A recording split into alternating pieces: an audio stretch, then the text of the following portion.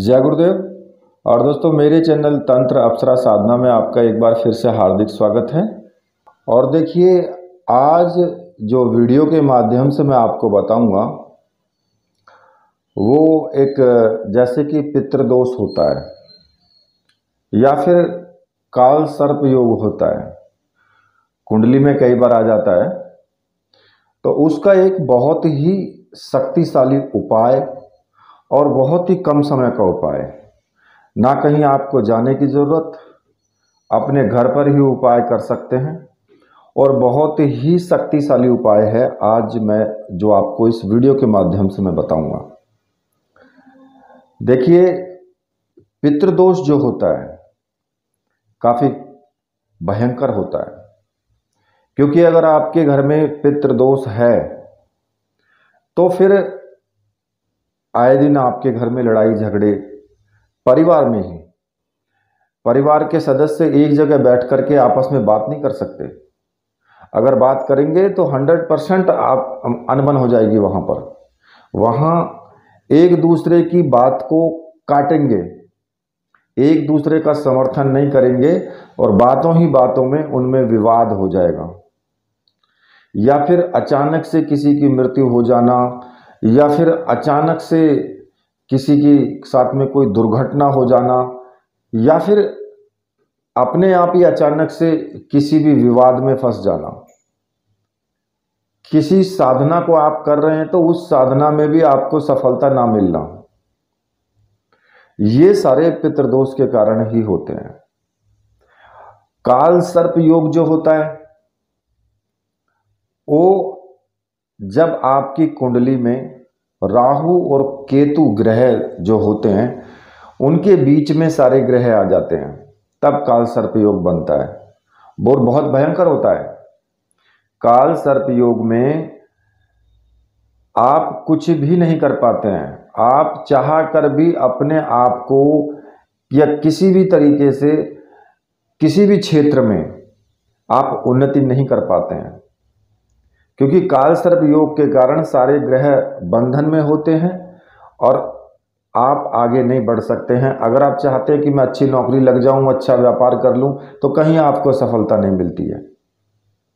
यानी ये जो काल सर्प योग होता है, ये होता है कम से कम 45 साल की उम्र तक ये चलता है, और 45 साल की उम्र के बाद में ये ऑटोमेटिक खत्म भी हो जाता है, क्योंकि उस 45 साल की उम्र के बाद व्यक्ति मेहनत करने की स्थिति में नहीं होता है। भाई, जो मेहनत करके पैसे कमाने की स्थिति होती है ना, वो 25 साल से या 20 साल से लेकर के और 35-40 साल तक होती है। लेकिन ऑटोमेटिक खत्म कब होता है? जब आपकी कमाने की उम्र निकल जाती है, आपकी कारोबार करने की उम्र निकल जाती है, तब ये खत्म होता है ऑटोमेटिक। और फिर उसके बाद व्यक्ति के पास किसी तरह की कोई ताकत तो बचती नहीं है कि भाई वो अच्छा मेहनत का काम कर ले, तो पूरी जीवन उसका ऐसे ही निकल जाता है। अब इसमें ऐसा कौन सा उपाय हो कि जिसको करने से आपका दोनों चीजों का समन हो जाए, काल सर्प दोष का भी निवारण हो जाए और पितृदोष का भी निवारण हो जाए। क्योंकि पितृदोष के लिए मैंने देखो और बहुत सारी वीडियो डाली हैं, उनमें मैंने आपको बताया है कि किस कारण से पितृदोष होता है, क्या इसके लक्षण होते हैं। आप उस वीडियो को देख सकते हैं, तो वहां से आपको ज़्यादा पता लग जाएगा। यहाँ मैं सिर्फ आपको उपाय ही बताऊंगा। अच्छा हाँ, मुझे याद आ गया। देखिए, मैंने अभी एक वीडियो डाली थी कर्ण पिशाचनी साधना के ऊपर। कर्ण पिशाचनी साधना किसी एक शिष्य ने सिद्ध की है और उन्होंने अपने अनुभव का वीडियो मुझे भेजा था। तो जो वीडियो मैंने अपलोड किया था वो उन्होंने मेरे पास भेजा था कि मेरे साथ ऐसा ऐसा हुआ है और इस तरीके से मुझे इसमें सफलता मिल गई है। अब जो उन्होंने वीडियो भेजा वो मेरे पास करीब करीब 1 महीने तक वो मेरे पास रखा रहा, क्योंकि मेरे बीच में थोड़ा तबीयत खराब हो गई थी। तबीयत क्या कि एक दाढ़ थोड़ा ख़राब हो गई थी, तो उसमें निकलवाने के लिए डॉक्टर को उसमें ऑपरेशन करना पड़ा, टाँके लगाने पड़े, तो उस वजह से मैं वीडियो नहीं बना पाया। अब उस दौरान के में उस वीडियो को मैं अपलोड नहीं कर पाया था। उसके बाद में मैंने फिर वो वीडियो अपलोड किया। अब जब वो वीडियो अपलोड किया तो कुछ जो हमारे और भी शिष्य हैं उन्होंने मैसेज किया, जी हमें उनका फ़ोन नंबर दे दीजिए या उनको कोई एड्रेस दे दीजिए जिससे कि हम उनसे संपर्क कर सकें। खैर, मैं भी सोचता हूं कि जो आसपास उनके मान लिया किसी भी जगह के वो रहने वाले हैं, तो आसपास जो भी व्यक्ति हैं वो जाकर के उनसे मिल भी सकते हैं। तो इसलिए मैं उस साधक से ये बोलूँगा, वीडियो के माध्यम से बोल रहा हूँ कि मुझे आप मैसेज कीजिए, और मैसेज में, क्योंकि देखिए मैं उसका नंबर भूल चुका हूँ, क्योंकि रोज़ पता नहीं कितने सारे नंबर आते हैं, तो वो नंबर मेरे याद नहीं रहा। हज़ारों नंबर से मैसेज आते हैं, भाई किसका मैसेज था वो या किसने भेजा था वो रिकॉर्ड मेरे पास नहीं रहा। अब मैं उनसे कोशिश कर रहा हूँ कि आप मुझे मैसेज करो जिससे कि मैं आपका पता मैं उन लोगों को दे सकूं, क्योंकि आपने मुझसे कहा भी था कि गुरुजी मुझे इजाज़त दीजिए कि मैं दरबार लगा सकूं। तो मैंने आपको इजाज़त दे दी थी कि ठीक है आप दरबार लगाइए। तो आप मुझे मैसेज करके और मुझे बताइए कि नंबर ये है, तो मैं आपका नंबर फिर लोगों को देता हूँ जिससे कि वो आपसे मिल सकें। और जो आसपास के व्यक्ति हैं भाई वो तो मिल ही सकते हैं, जो आपके आसपास रहते हैं वो हमसे भी जुड़े हैं, तो आप भी हमसे जुड़े हैं, और उनको पता लग जाएगा तो वो आपसे मिल भी सकते हैं। 10, 20, 50 किलोमीटर की कोई ज़्यादा बड़ी बात नहीं होती, इतनी दूर तो आदमी जा ही सकता है। भाई मान लिया 400, 500, 600, 1000 किलोमीटर है, तो वो तो थोड़ा सा मुसीबत हो जाती है आने जाने में, लेकिन 10, 20, 50 किलोमीटर तक का व्यक्ति आपसे मिल सकता है। और दूसरा, एक और मैं व्यक्तियों से बोलूँगा जो भी मुझे मैसेज करते हैं, देखिए बेफालतू के मैसेज मुझे मत किया कीजिए, क्योंकि अगर आप मुझे मैसेज करते हैं तो मैसेज ज़्यादा होने की वजह से लोड हो जाता है। जब मेरे ऊपर लोड आ जाता है तो मैं भी थोड़ा परेशान हो जाता हूँ कि भाई मुझे इनको मैसेज भेजना है, और मैसेज देखता हूँ तो उसमें क्या लिखा होता है, गुरुजी मुझे आपसे बात करनी है, या फिर जय गुरुदेव, या फिर कोई फोटो भेज देंगे। तो भाई मैं आपसे रिक्वेस्ट कर रहा हूं कि बिल्कुल भी आप ऐसा ना करें, क्योंकि खाली जय गुरुदेव लिखने से या फिर फोटो भेजने से कोई बहुत बड़ा समाधान नहीं हो जाएगा। समाधान तो तभी होगा जब आप साधना करेंगे। हाँ, इतना बात जरूर है कि भाई ठीक है आपने मैसेज कर दिया तो मैंने भी आपको जय गुरुदेव भेज दिया, लेकिन उससे कोई फायदा नहीं होने वाला है। तो इसलिए जब कोई आपको कार्य हो तो आप तभी मैसेज करें, और मैसेज भी सीमित शब्दों में करें, या फिर ऑडियो भेज रहे हो तो वो भी सीमित शब्दों में ऑडियो भेजें, छोटी ऑडियो भेजें, जिससे कि मुझे टाइम कम लगे आपकी बात को सुनने में। अब लोग क्या करते हैं, 10-10 मिनट की ऑडियो भेज देते हैं। अब भाई मैं उसमें 10 मिनट की ऑडियो में मैं कहाँ तक सुनूंगा, आपकी बैठ करके 10 मिनट सुनता रहूंगा, जबकि और लोग लाइन में लगे हुए हैं, दूसरे लोगों के मैसेज पड़े हुए हैं, उनको भी जवाब देना है, वीडियो को भी डालना है, आपके लिए बनाना है, तो बहुत कुछ टाइम लगता है, इसलिए मुझे टाइम नहीं मिल पाता है। तो इसलिए मेरी आपसे रिक्वेस्ट है कि बेवजह के मैसेज तो बिल्कुल ना करें, ठीक है, उन पे कंट्रोल रखें।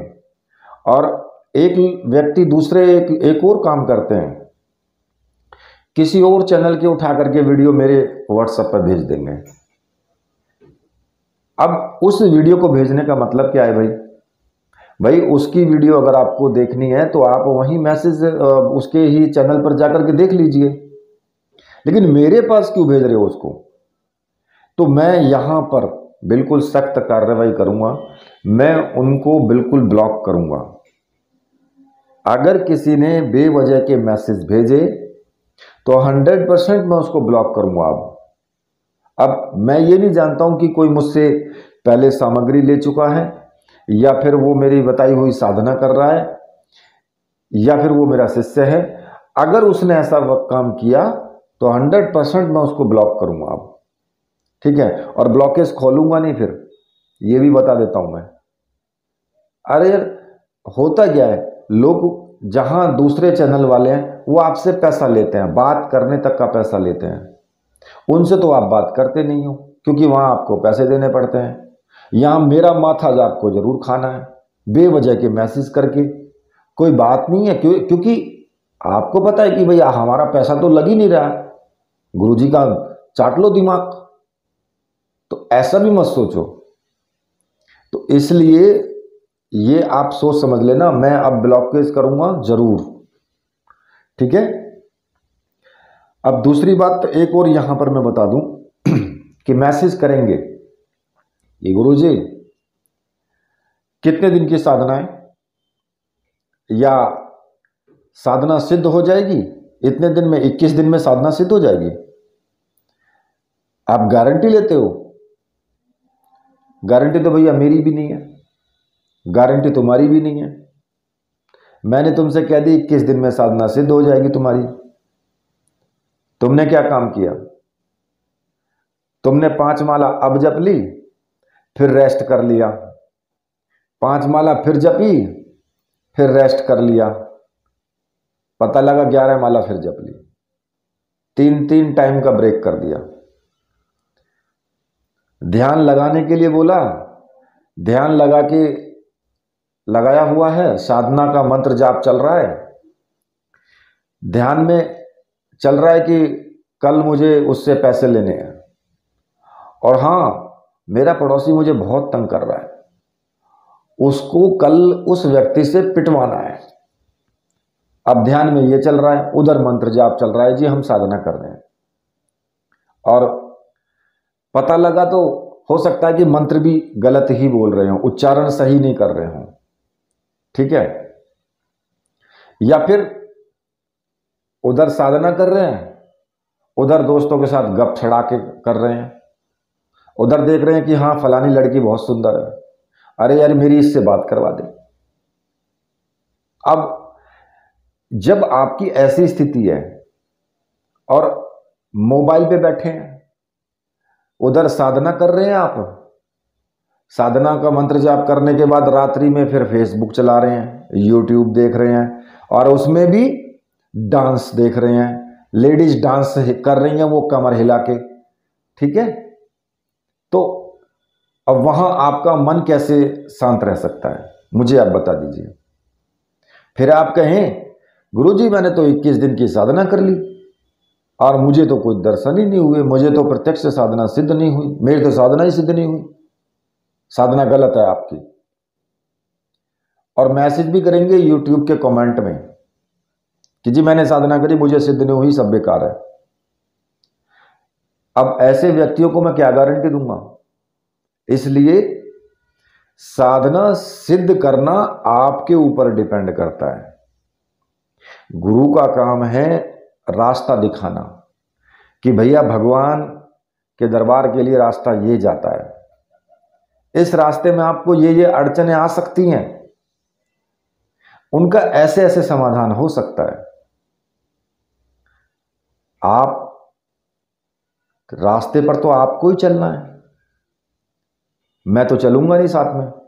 उस रास्ते पर जब आप चलेंगे तो अड़चन आएंगी, तो उनका समाधान भी आपको बताया है, तो उनको समाधान भी आप करोगे, और साहस और संघर्ष करते हुए उस रास्ते पर आप अपनी मंजिल तक पहुंच जाओगे। गुरु का यही तो अर्थ होता है, यही तो गुरु बताता है। बाकी गुरु इस चीज से मतलब नहीं होता कि तुम वहां बैठ के साधना कर रहे हो, उधर तो तुम कुछ और कर रहे हो, साधना कैसे सिद्ध हो जाएगी। तो इसलिए ऐसे व्यक्तियों से मेरी गुजारिश है कि भैया साधना तुम्हारे ऊपर डिपेंड करती है, साधना में कोई प्रॉब्लम नहीं है, किसी प्रकार की कोई दिक्कत नहीं है। अगर आप साधना ढंग से करते हैं तो 100% आपको सफलता मिलेगी। लेकिन गलतियां करते हैं लोग, उन गलतियों को माइंड में नहीं रखते हैं कि हमने ये गलती की है, क्योंकि अपनी गलती आज के समय में किसी को नजर आती ही नहीं है। दो व्यक्तियों की लड़ाई हो जाए, दोनों से पूछोगे तो गलती दूसरे की निकालेगा, अपनी गलती उसकी कुछ नहीं है। जबकि लड़ाई तो दोनों की हुई है, तो गलतियां तो दोनों तरफ से हुई होंगी। ऐसा तो नहीं है कि एक व्यक्ति की गलती होगी, गलतियां दोनों तरफ से हुई होंगी, लेकिन अपनी गलती किसी को नहीं दिखाई देती। तो इसलिए अपनी गलतियों को खोजें कि हमने गलती कहाँ की है, उस पे ध्यान लगाएं आप। और साधना की सामग्री 100% सच है, मंत्र सब सही हैं, विधि सब सही है, सिर्फ करने वाले की कमी है। और जो कर रहे हैं वो साधना सिद्ध भी कर रहे हैं। ऐसा नहीं है कि साधना सिद्ध नहीं कर रहे हैं, ना साधना सिद्ध नहीं हुई है किसी को, हुई भी है। ठीक है, अब बात आती है कि जो मैंने आपको बताया था पितृदोष निवारण के लिए और काल सर्प दोष निवारण के लिए। इसके लिए एक मैं आपको बहुत ही शक्तिशाली और छोटा सा उपाय मैं आपको बताऊंगा शिव पुराण का। और ऐसा उपाय है कि आप सिर्फ एक बार कर लीजिए, 100% आपको शांति मिलेगी। अब उसमें करना क्या है, अगर आपकी कुंडली में काल सर्प दोष है तब भी ये उपाय कर सकते हैं, पितृदोष है तब भी ये उपाय कर सकते हैं, अगर किसी के पितृदोष नहीं भी है तो तब भी कर सकते हो। अगर होगा तो वो भी खत्म हो जाएगा, क्योंकि कई बार पितृदोष बहुत ज़्यादा मतलब क्वांटिटी में होता है, बहुत ज़्यादा तीव्रता के साथ होता है, और कई बार होता है कि बहुत छोटे उसमें होता है। तो इसलिए उसमें व्यक्ति ढूंढ कर मतलब पहचान नहीं कर पाता कि भाई ये पितृदोष है। तो इसलिए जो नहीं भी है जिनकी कुंडली में या पितृदोष, तो वो भी कर सकते हैं, कोई नुकसान तो है नहीं, फायदा ही होगा।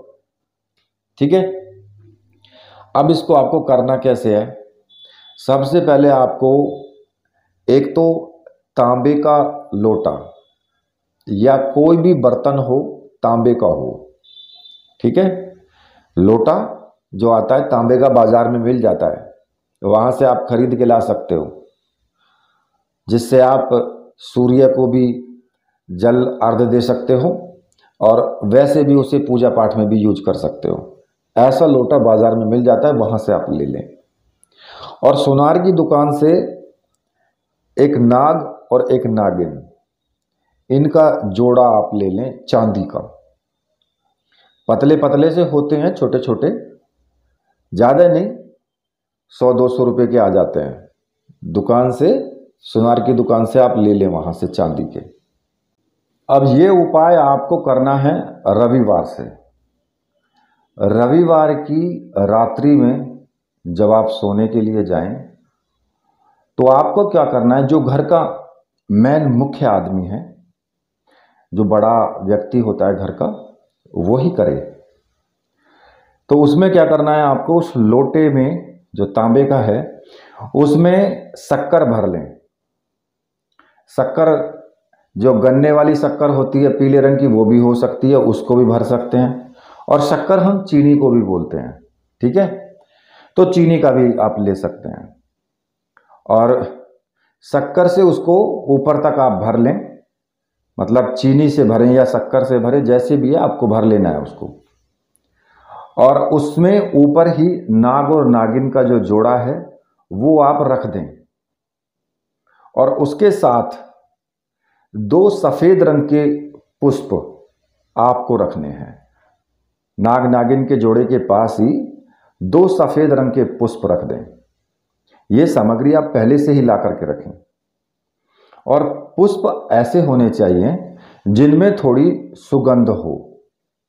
ऐसा नहीं है कि कुछ पुष्प ऐसे होते हैं जिनमें सुगंध नाम की चीज ही नहीं होती है। सफेद रंग के पुष्प किसी के भी हों, लेकिन होने चाहिए सफेद रंग के, लाल रंग के या फिर पीले रंग के ये नहीं होना चाहिए। तो इस सामग्री को आप क्या करेंगे, जब आप जहां आपका सिरहाना है, जहां आप लेटते हैं सोने के लिए, वहां उस खाट के सिरहाने पर आपको रख देना है। ठीक है, सिरहाने पर पूरी रात वो रखा रहेगा, आप इत्मीनान के साथ में सो जाइए। फिर सुबह को जब आप उठेंगे तो नित्य कर्म से फारिग होंगे, स्नान आदि करके, और उस लोटे को लेकर के सीधे आप जाएंगे शिव मंदिर, जहां पर शिवलिंग स्थापित हो वहां। अब वो मंदिर आपके गांव में भी हो सकता है, आपके गांव से थोड़ा दूर भी हो सकता है, तो आपको जाना वहीं पर ही है। और वहां जाकर के आपको वो जो नाग और नागिन का जो जोड़ा है और जो पुष्प हैं, वो आप उसमें से निकाल करके, और जो शक्कर है, शक्कर को आप शिवलिंग के ऊपर चढ़ा देंगे। उड़ेल देना है आपको, जैसे पानी डालते हैं उस तरीके से शक्कर शिवलिंग के ऊपर चढ़ा देनी है। और उसके बाद नाग और नागिन का जोड़ा शिवलिंग के ऊपर स्थापित करना है, और 2 पुष्प भी आपको वो सफ़ेद रंग के उस पर चढ़ा देने हैं। और फिर सीधे चुपचाप बिना पीछे देखे, मुड़ के आपको नहीं देखना है, बिना मुड़े हुए आप अपने घर पर चले आएंगे। और इस क्रिया को करते समय जब आप लोटा लेकर के घर से जाएंगे ना, और जब तक घर वापस आएंगे, आपको किसी भी व्यक्ति से बीच में बातचीत नहीं करनी है। चुपचाप चले जाएं, चुपचाप अपने घर वापस आ जाएं।